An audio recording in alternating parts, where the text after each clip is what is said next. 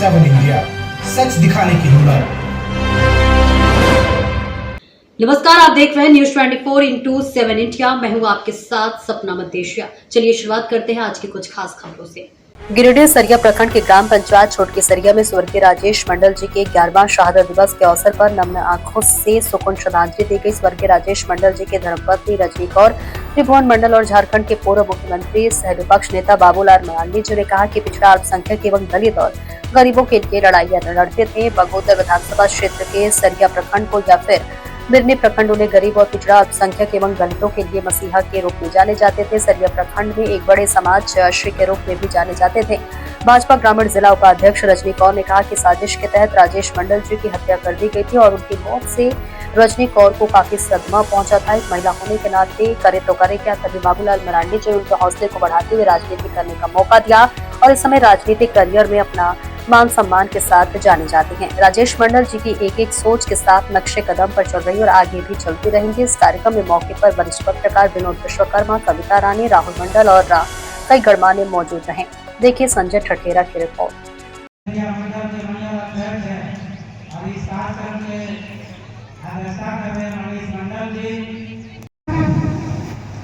कि शहीद राजेश मंडल जी के विचारों को लोगों ने आगे बढ़ाना चाहिए, इसीलिए लोग यहाँ उपस्थित हुए, उनको श्रद्धांजलि दिए और 11 साल के बाद भी उन्होंने कहा कि इस क्षेत्र में कोई भी वैसा व्यक्ति नहीं है जो शहीद राजेश मंडल जी जैसा मुखर होके जनता की तमाम लड़ाइयों को लड़े। आज तक एक भी नेता ऐसा उभर कर नहीं आ पाया जो रेल आंदोलन करे, दिल्ली तक इस जनता की आवाज को पहुंचाए। मुखर होकर आवाज उठाने वाले शहीद राजेश मंडल जी की नतनी ने भी कहा कि हमारे नाना जुझारू नेता थे, गरीबों के मसीहा थे, दलितों के मसीहा थे, किसानों के, नौजवानों के, महिलाओं के। आज उनकी नतनी ने कहा कि उनकी सच्ची श्रद्धांजलि तभी होगी जब उनके विचारों को जिंदा रखा जाएगा। जन जन तक, एक नीचे पायदान तक उनकी आवाज को पहुंचाना चाहिए, तभी ये सच्ची श्रद्धांजलि होगी। एक नन्ही मुन्नी बच्ची ने आपके सामने कहा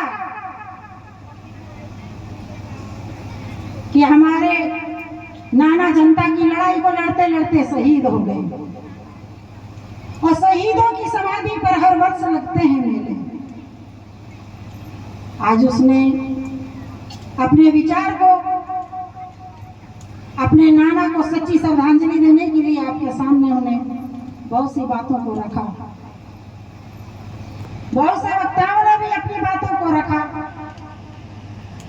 कि सच्ची श्रद्धांजलि तभी होगी जब राजेश मंडल जी, पूरे इलाके में लोग आज राजेश मंडल जी को, जनता की लड़ाई को लड़ते हुए शहीद हुए हैं और शहीद होने वाले शहीद राजेश मंडल जी इसी छोटकी सरिया का जादव जी का एक्सीडेंट में इनको मुआवजा दिलाने के लिए वहां मौजूद हुए थे और उनकी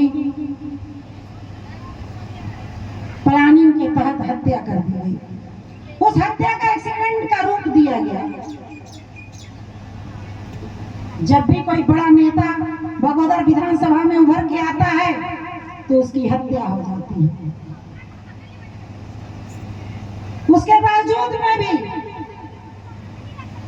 सरिया की जनता आज भी शहीद राजेश मंडल जी के अधूरे सपने को पूरा करने के लिए, तमाम लड़ाइयों को लड़ने के लिए बखूबी तैयार रहते हैं।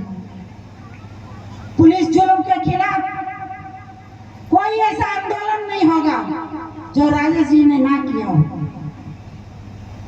बिजली के सवाल पर, पानी के सवाल पर, रेल आंदोलन के सवाल पर कि रेल की सुविधा कैसे हमारे साथियों को मिले, यहाँ की जनता को मिले, उन्होंने लाठी खाया, गोली खाया, जेल गए। और अभी हमारे एक साथी ने आपसे यह भी कहा कि जेल में जाने के बाद भी वो आंदोलन करते थे। वो कभी पुलिस के सामने झुके नहीं, कभी टूटे नहीं।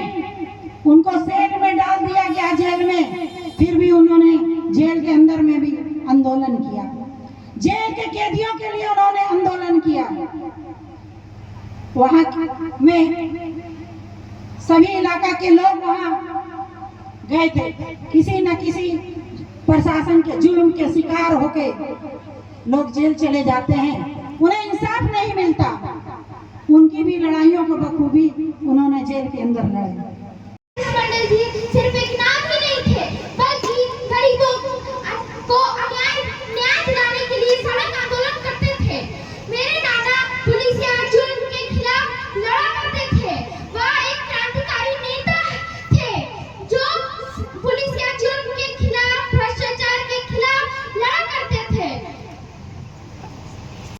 लोग इनको याद करते हैं और मुझे आज प्रसन्नता भी है क्योंकि रजनी कौर जी ने उस सामाजिक दायित्व को निर्वाह करने में पीछे नहीं रही, लगातार वो लगी रही, आज भी करती रहती है।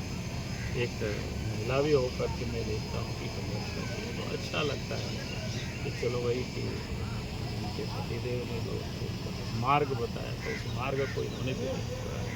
तो मुझे लगता है कि उनकी आत्मा की शांति के लिए उससे बड़ा और कोई नहीं बड़ा एक सवाल है, सेवा का कोई क्षेत्र नहीं हो सकता है।